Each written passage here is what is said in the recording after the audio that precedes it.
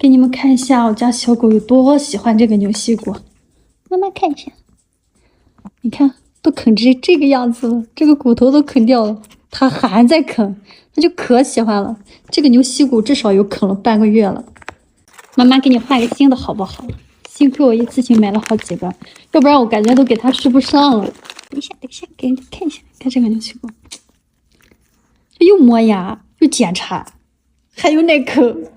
给你，然后它这个就是纯牛膝骨，再没有任何添加剂，而且属于脱脂的，然后它就不会可能到处都是渣了。